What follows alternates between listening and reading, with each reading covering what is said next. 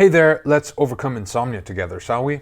We're already here. So we've talked about the theory of sleep identity, about dysfunctional beliefs about sleep mechanisms and sleep efforts, and all of that sets a really important foundation for overcoming insomnia. However, what's really going to do it is putting it all into action. So today we're going to be talking about the how. Also, I want to talk about how the journey unfolds, how recovery out of insomnia goes through different stages, okay? Before I do that, I want to let you know I'm not a doctor nor a therapist, so please check the description down below. None of this is medical advice. I am, however, a sleep coach, and I speak from vast experience with insomnia. Having been an insomniac myself, I struggled with sleep disruption for decades and full-blown sleep maintenance insomnia for almost a full decade. So I know how it feels. It's very lonely, frustrating, annoying. And if somebody could have given me the information that I'm sharing with you at the beginning of my stretch of insomnia, it would not have lasted almost a decade. It would have lasted only a few weeks. All right. So that's what I'm hoping for you, that you can get over this really fast, whether you have been suffering for decades or months or years. Okay. So if this works for you, let me know in the comments. If you have any questions, also I will get back to all of them, and please leave us a subscribe so that we can stay in touch. All right, practical suggestions are these. Let's look at this diagram today. This is your day, okay? A 24-hour day, and it starts at a certain time, as we symbolize with this sun emoji on the left, okay? So the first thing we want to do practically is that we set a wake-up time. And then we want to spend 16 or more hours actively awake, during which at some point we want to set a time to process stuff. And then we want to set the beginning of a timeless rest window. I'll explain what all of these phases mean in just a second. Let's begin with the wake-up time. I know how hard it is to stick to a consistent wake-up time if you've had insomnia, because it's so unpredictable. You might sleep 2 hours one night, 4 hours the next night, 6 hours the next night. And so how do you even aim for a time? You need to pick something that works with everything else in your life. So with your work times, with your leisure times, something that you can ideally even stick to on the weekends. So do your best in finding a time that works for you, and just know that at the beginning it might be a bumpy road, because we often have this phenomenon of falling asleep just before the alarm went off. You've spent all night awake, and then if you've set 8 a.m. as your wake-up time, maybe you fall asleep at 7:55. It's very common. There's a reason for this, actually, that I'll discuss in future videos.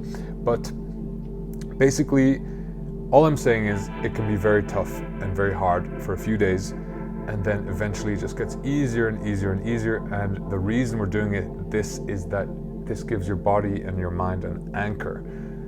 You eventually will wake up without an alarm clock, and it's just nice to have a certain sense of regularity, one fixed point that you can kind of depend on, from which everything else unfolds, all right?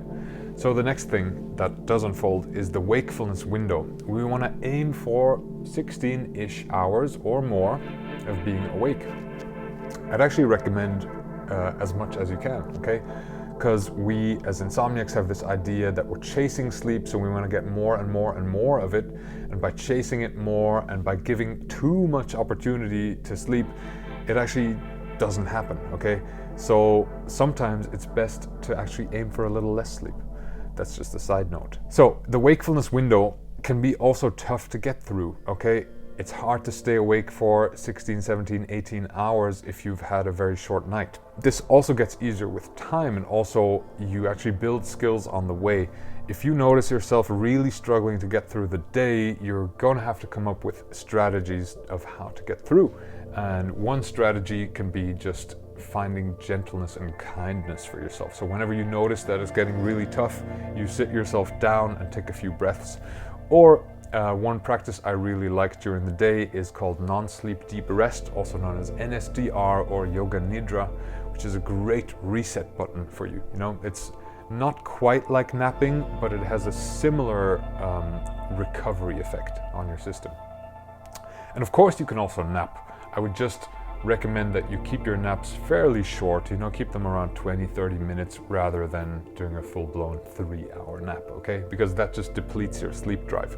And I know the temptation is there during the first days of doing this, but Just see how you can realistically cope, and don't be too obsessive and don't be too militant.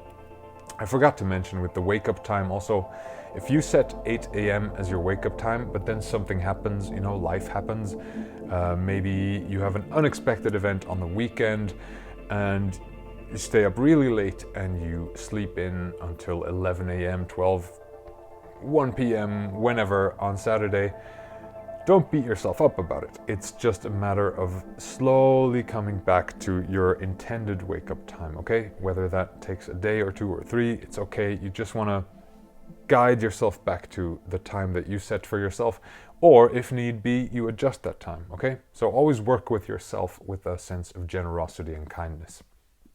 Now, let's talk about the processing time. At some point during the wakefulness window, you want to have a consistent time where you process things actively.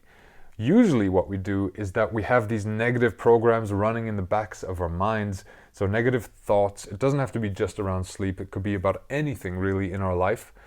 Anything that's bothering us is always on the back burner, and we kind of push it away by being really busy throughout the day. We're doing a lot of things, and then often these things are the things that wake us up just as we're trying to go to bed, or they wake us up in the middle of the night and demand that we look at them.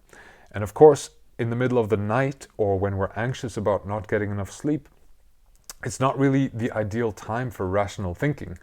We're more in an emotional state, and it's not so much, we're not capable really of looking at all these things. So it's great to have a time during the day where you actively bring things up rather than letting them chase you. You chase them. You go to your negative thoughts and say, bring it on. What do you have for me? What's on the menu today? What are we thinking? So one way of doing this is the brain dump journaling exercise, where you write down everything that's bothering you, everything that's on your mind, and you throw it in the trash. Another method is the problem solution method, where you do one line to create 2 columns. On the left, you write the problem, and on the right, you write the solution.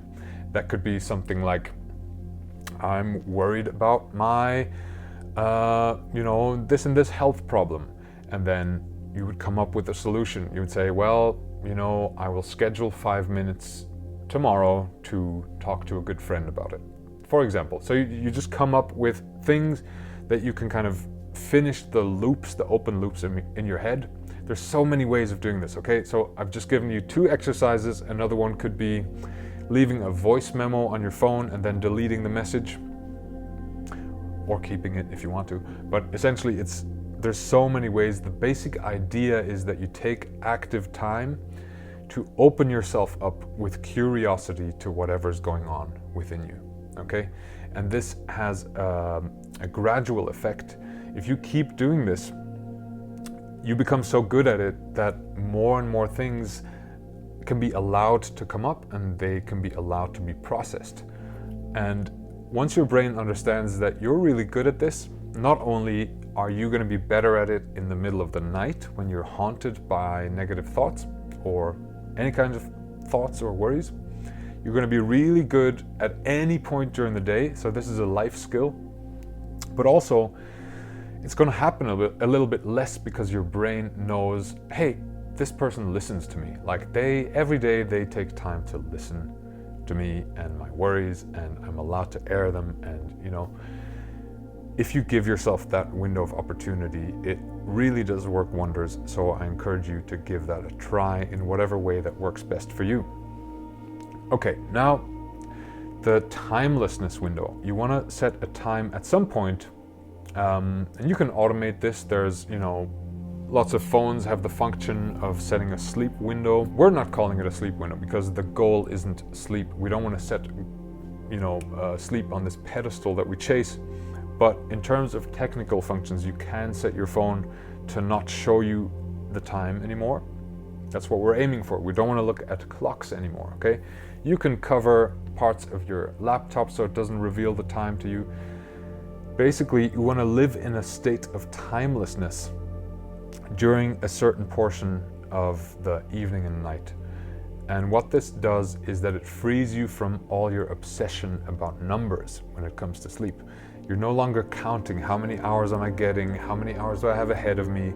Also, by the way, I would recommend not using sleep trackers, because for most people they don't really have positive effects.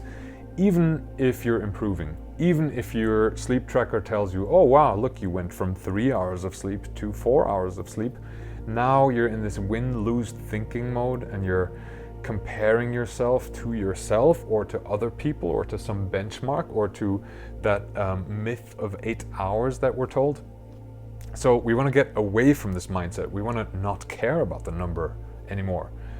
Think about people growing up in a natural environment, you know, maybe some tribes, and there's actually been some tribes, natural tribes that were studied, and it turns out they, you know, obviously they don't look at clocks and they sleep just however they need to sleep, and it tends to be around 6 hours. That's natural sleep, okay? But for sure they're not beating themselves up for only sleeping 6 hours. They don't have this idea of that it should have been 7 or 8 or 9. But your sleep tracker does have that idea. Your sleep tracker gives you a score and tells you you're not good enough for only sleeping 5 hours, okay? So let's free ourselves from that oppression, at least for a time while you're trying to overcome insomnia, okay? And this is really great. So during the timeless window, you don't have to make sleep the goal. Your only goal, if you had one, was to have a good time and rest, okay? You want to recover, you want to rest, so do whatever that takes. Maybe that's reading a book for you, maybe it's just laying there, relaxing, maybe it's watching a movie. Do whatever is truly restful for you. Obviously, binge watching movies all night is not a restful thing, but watching a movie and then just laying there and reflecting on some things, journaling a bit, resting, closing your eyes, that's rest. So the goal is not sleep, because that can't be the goal. It eludes you. So the goal is rest during this time, and the goal is to be unconcerned with time. All right, here are the stages that I talked about earlier, how we progress out of insomnia. Stage 1, I call it the shipwreck. This is when you haven't learned about all these things yet, you're just experiencing insomnia, and you're completely lost and confused and frustrated and angry, and nothing's working, and you're grasping at straws. You're trying every single solution that comes your way, and nothing's working. And it spirals deeper and deeper and deeper. The waves get higher, lightning's crashing in. It's terrible, it's hell, all right? But then you start learning. The way out of stage 1 is actually, first you start to learn why it's happening. You understand the basic principles that we talked about. You understand that chasing sleep drives sleep away. You understand that you don't need to chase a certain number of hours, and you understand that all your sleep efforts are leading to more confusion. So you understand what's going on. That doesn't necessarily make the insomnia that much better, but it makes it a little bit better. So this is stage 2, treading water. You're coping, you're okay. You're still confused, but it's definitely better than stage 1. Now in this stage, maybe you've understood that melatonin is not the solution. Maybe you've understood that you don't need to actively do anything in order to sleep.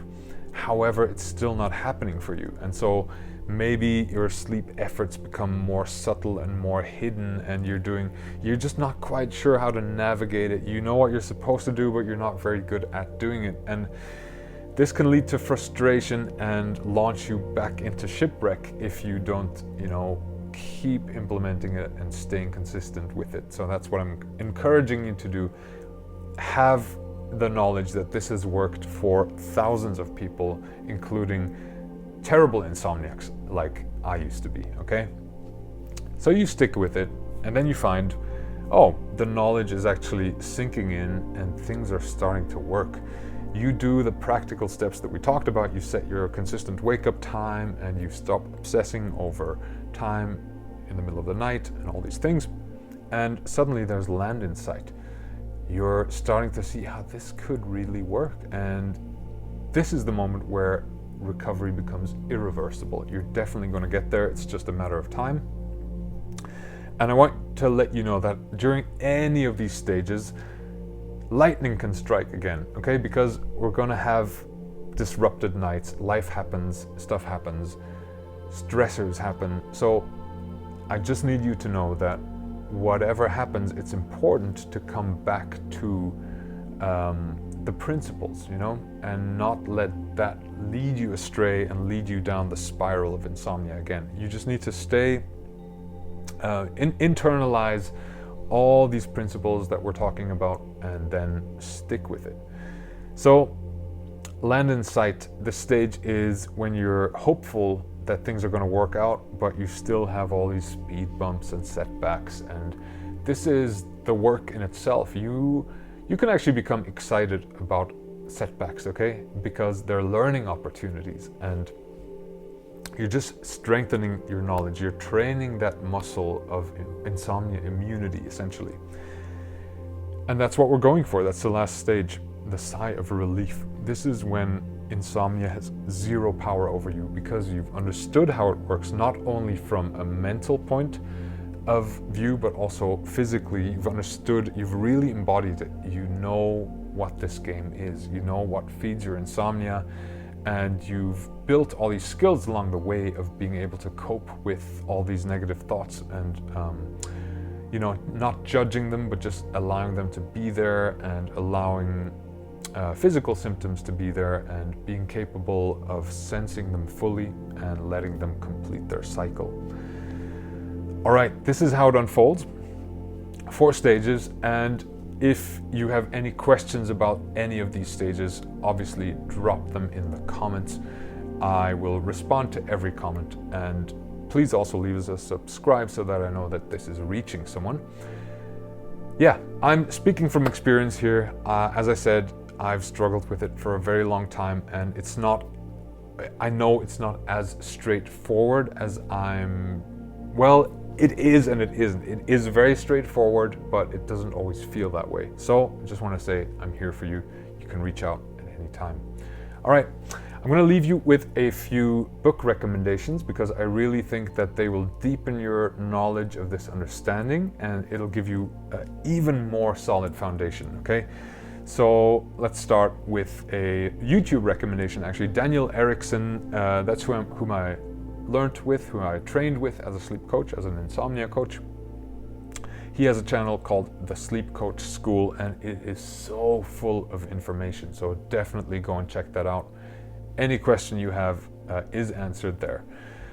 Then 2 of his books, actually, Set It and Forget It, and this is NATO. NATO stands for non-attachment, so this applies not only to sleep, but to everything else in life. And The Effortless Sleep Method by Sasha Stevens. I really like this one because she, just like myself, speaks from vast experience with insomnia. You know, this is actually one of the main things. If you're struggling with it, I think it's important to talk to someone who knows what it's like. So I want to be that person for you, and you can reach out at any time. I'm not quite sure what the next video is going to be, so give me some ideas in the comments by asking your questions, and I'll see you very soon. Thank you very much for listening, and see you in the next one.